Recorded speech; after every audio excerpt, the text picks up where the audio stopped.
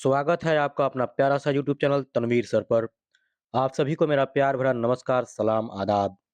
मेरे प्रिय साथियों, आज का वीडियो जो है सामान्य अध्ययन से है और वो भी 20 प्रश्नों का 17वां सेट है। 20 प्रश्नों वाला 17वां सेट है बिहार सक्षमता परीक्षा के लिए यानी बिहार सक्षमता परीक्षा 2024 के लिए। 3 दिन पर मैं वीडियो अपलोड कर रहा हूँ आज। बीच में 2 दिन 3 दिन मैंने वीडियो अपलोड नहीं किया है। आप इंतज़ार कर रहे होंगे, इसके लिए मैं क्षमा चाहता हूँ आपसे। लेकिन इसका रीज़न बताते हुए मुझे काफ़ी खुशी होगी, ज़रा-सा आप रीज़न सुनेंगे। इसलिए रीज़न ये है कि मैं खुद ही एग्ज़ाम देने चला गया था।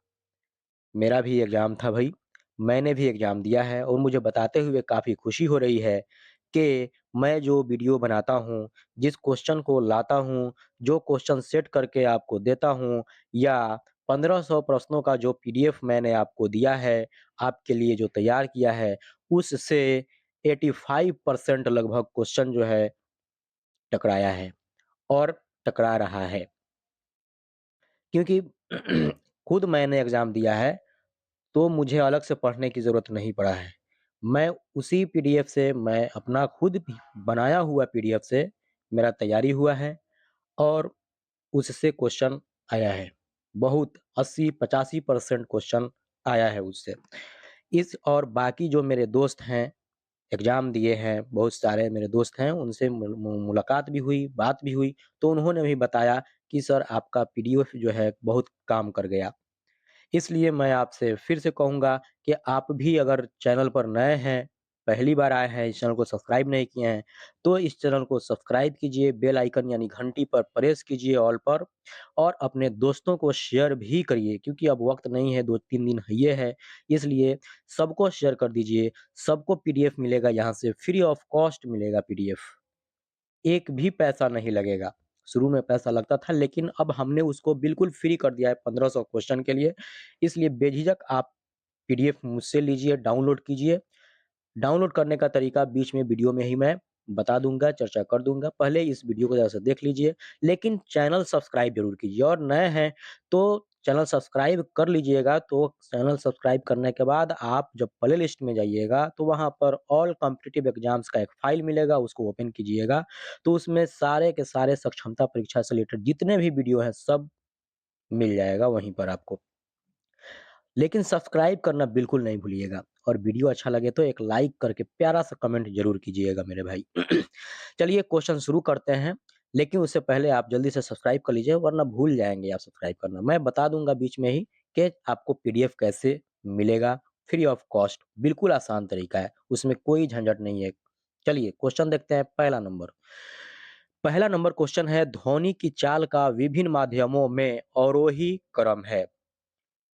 तो इसका सही आंसर जानने से पहले मैं थोड़ा-सा यहाँ चर्चा करूँगा, जैसा कि हमेशा करते आया हूँ।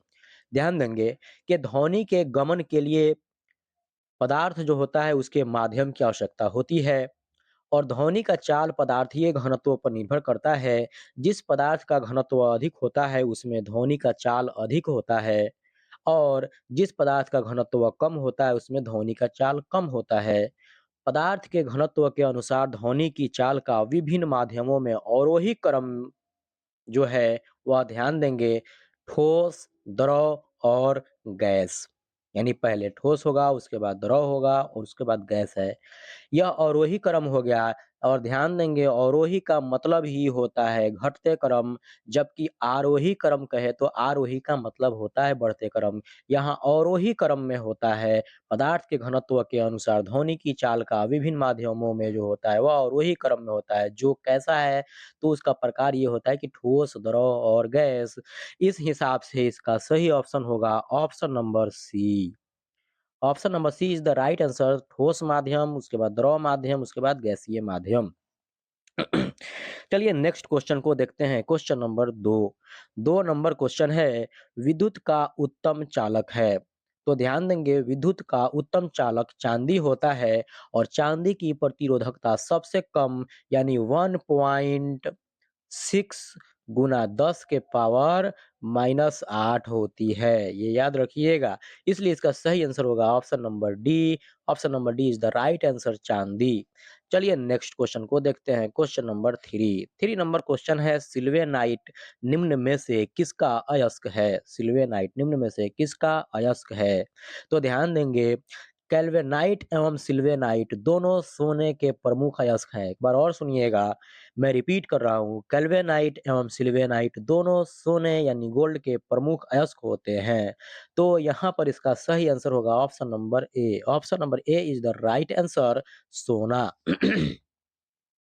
चलिए नेक्स्ट क्वेश्चन की तरफ बढ़ते हैं। क्वेश्चन नंबर 4 नंबर क्वेश्चन है कि रासायनिक रूप से शुष्क बर्फ क्या है? रासायनिक रूप से शुष्क बर्फ क्या है?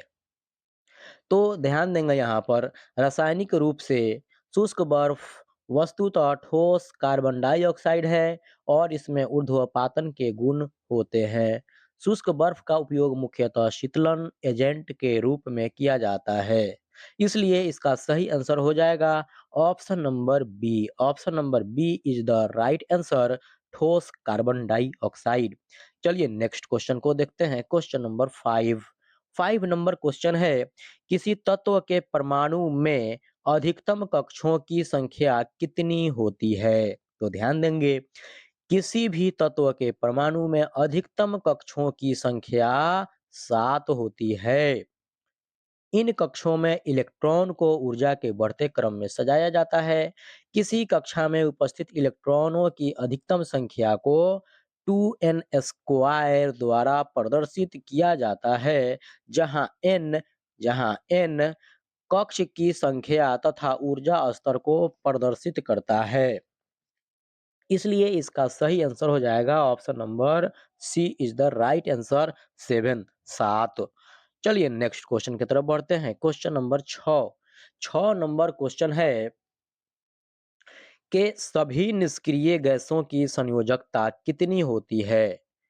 तो ऑप्शन सुनने से, आंसर सुनने से पहले ध्यान देंगे कि सभी निष्क्रिय गैसों की संयोजकता शून्य होती है, क्योंकि निष्क्रिय गैसों के सबसे बाहरी कक्ष में इलेक्ट्रॉनों की संख्या 8 होती है, अर्थात सभी निष्क्रिय गैसों का अष्टक पूर्ण होता है। जैसे अगर एग्जाम्पल लिया जाए तो आर्गन अगर लेते हैं, आर्गन जिसका संकेत आर होता है, और इसका जब आप सजाइएगा तो क्या होगा, 2, 8 और 8 होता है। इसी तरह से बहुत सारा है, क्रिप्टॉन का भी है, क्रिप्टन का होता है 2, 8, 18, 8। इस हिसाब से इसका सही आंसर होगा option number A. Option number A is the right answer, 0।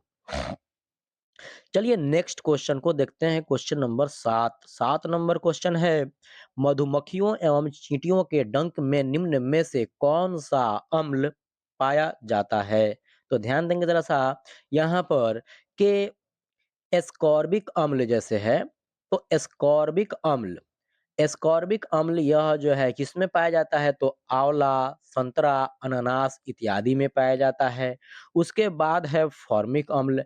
तो फॉर्मिक अम्ल जो है यह मधुमक्खियों एवं चींटियों के डंक में पाया जाता है। उसके बाद है ऑक्जेलिक अम्ल। तो ऑक्जेलिक अम्ल जो है पालक और टमाटर में पाया जाता है। उसके बाद है एसिटिक अम्ल। तो एसिटिक अम्ल जो है यह सिरका में पाया जाता है। अब ध्यान देंगे फिर यहाँ पर, एस्कॉर्बिक अम्ल जो होता है इसका फॉर्मूला होता है C6H8O6, और फॉर्मिक अम्ल का फॉर्मूला होता है HCOOH। उसके बाद ऑक्जेलिक अम्ल का फॉर्मूला होता है C2H2O4। उसके बाद एसिटिक अम्ल का फॉर्मूला होता है CH3COOH। अब यहाँ पूछ रहा है मधुमक्खियों एवं चींटियों के डंक में निम्न में से कौन सा अम्ल पाया जाता है? तो इस जैसा कि हमने सभी के बारे में बताया कि कौन किसमें पाया जाता है, उस हिसाब से इसका सही आंसर होगा option number B. Option number B is the right answer, formic अम्ल। क्या होगा भाई? फॉर्मिक अम्ल। ध्यान देंगे, थोड़ा मेरा गला खराब हो गया है, इसलिए थोड़ा साफ आपको नहीं लग रहा होगा, लेकिन मैं पूरी कोशिश कर रहा हूँ कि आपको कोई परेशानी नहीं हो। चलिए यहाँ देखते हैं अब हम next question, question number 8। 8 number question है, परम शून्य ताप का मान कितना होता है? परम शून्य ताप का मान कितना होता है? ध्यान देंगे, परम शून्य ताप वह ताप होता है जिस पर सभी गैसों का आयतन गणितीय रूप से शून्य हो जाता है। लेकिन यह एक काल्पनिक स्थिति होता है। इसलिए इसका सही आंसर होगा option number D. Option number D is the right answer -273 degree Celsius.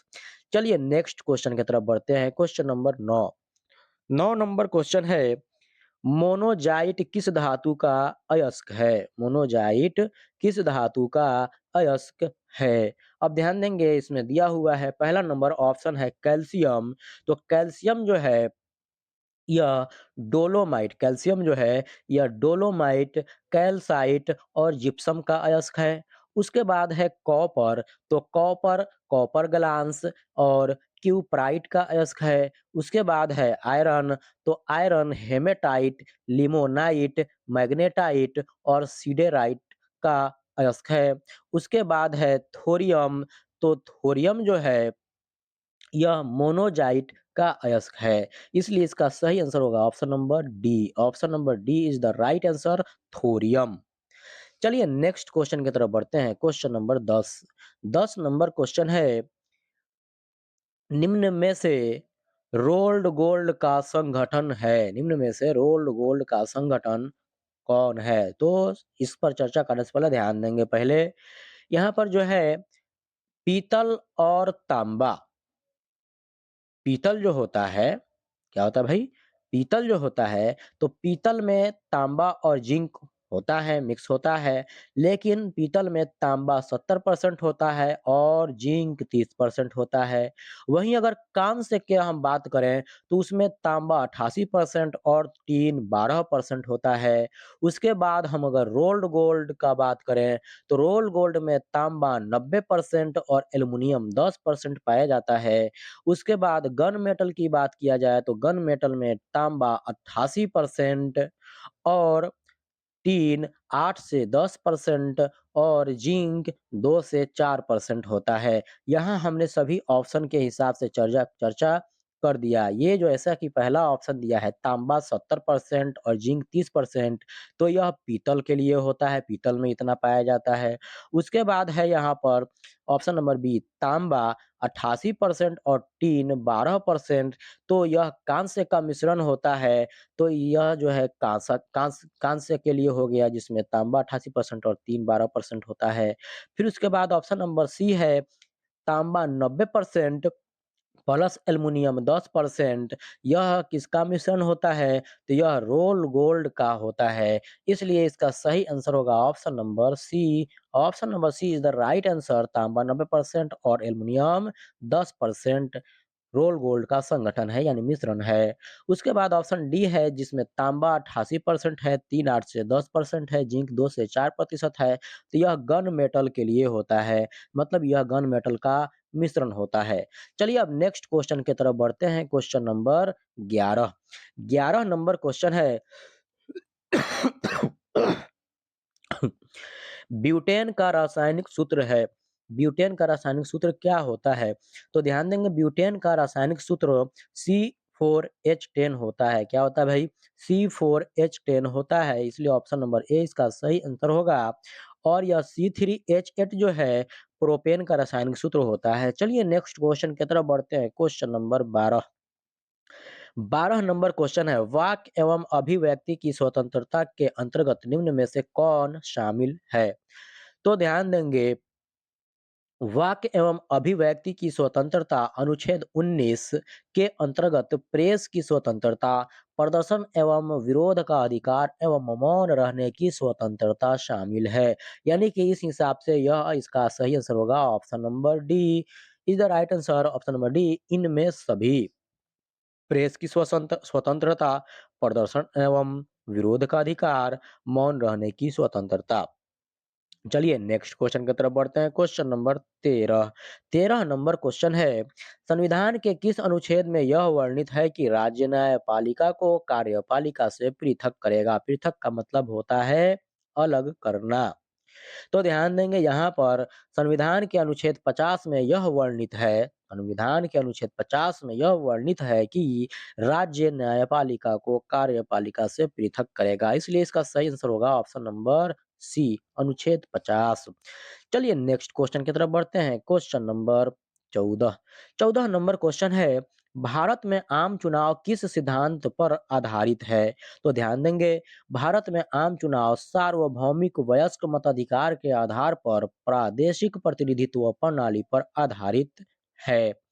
तो इस हिसाब से इसका सही आंसर होगा option number B. Option number B is the right answer, प्रादेशिक प्रतिनिधित्व।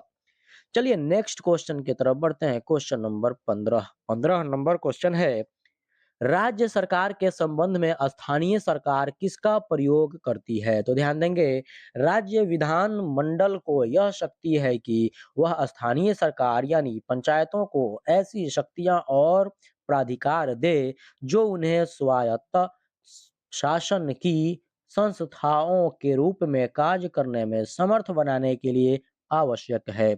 इसलिए इसका सही आंसर होगा option number A. Option number A is the right answer, प्रत्यायोजित प्राधिकार। चलिए नेक्स्ट क्वेश्चन की तरफ बढ़ते हैं। Question number 16। 16 नंबर क्वेश्चन है, भारतीय संविधान की समवर्ती सूची की धारणा किस देश के संविधान से ली गई है? तो ध्यान देंगे कि भारतीय संविधान की समवर्ती सूची की धारणा ऑस्ट्रेलिया के संविधान से ली गई है। वर्तमान में समवर्ती सूची के अधीन 52 विषय यानी कि 52 विषय है। इसलिए इसका सही आंसर होगा option number C. Option number C is the right answer, Australia. चलिए नेक्स्ट क्वेश्चन की तरफ बढ़ते हैं। Question number 17। 17 नंबर क्वेश्चन है, निम्न में से किसे विधि के समक्ष समानता से छूट प्रदान की गई है? तो ध्यान देंगे यहाँ पर कि भारतीय संविधान के अनुच्छेद 361 के अंतर्गत राष्ट्रपति एवं राज्यपाल को विधि के समक्ष समानता से छूट प्रदान की गई है। इसलिए इसका सही आंसर होगा option number A. Option number A is the right answer, राष्ट्रपति। चलिए नेक्स्ट क्वेश्चन की तरफ बढ़ते हैं। Question number 18। 18 नंबर क्वेश्चन है, भारत में सूचना का अधिकार अधिनियम कब अधिनियमित किया गया? तो ध्यान देंगे भाई कि भारत में सूचना का अधिकार अधिनियम 15 जून 2005 को अधिनियमित किया गया। इसलिए इसका सही आंसर होगा option number C. Option number C is the right answer, 15 June 2005। चलिए नेक्स्ट क्वेश्चन की तरफ बढ़ते हैं। Question number 19। 19 नंबर क्वेश्चन है, संयुक्त राष्ट्र सभा के अनुसार बाल अधिकार के अंतर्गत निम्नलिखित में से कौन सा अधिकार नहीं आता है? तो ध्यान देने की बात है भाई कि संयुक्त राष्ट्र सभा के अनुसार बाल अधिकारों के अंतर्गत विवाह को सम्मिलित नहीं किया गया है। किसको सम्मिलित नहीं किया गया है? विवाह को। इसलिए option number D is the right answer होगा, विवाह। चलिए नेक्स्ट क्वेश्चन की तरफ बढ़ते हैं। Question number 20। 20 नंबर क्वेश्चन पर चर्चा करने से पहले मैं आपको तरीका बता दूं कि आप कैसे पीडीएफ को डाउनलोड कर सकते हैं, वो भी फ्री ऑफ कॉस्ट। उसके लिए आपके मोबाइल में टेलीग्राम होना चाहिए।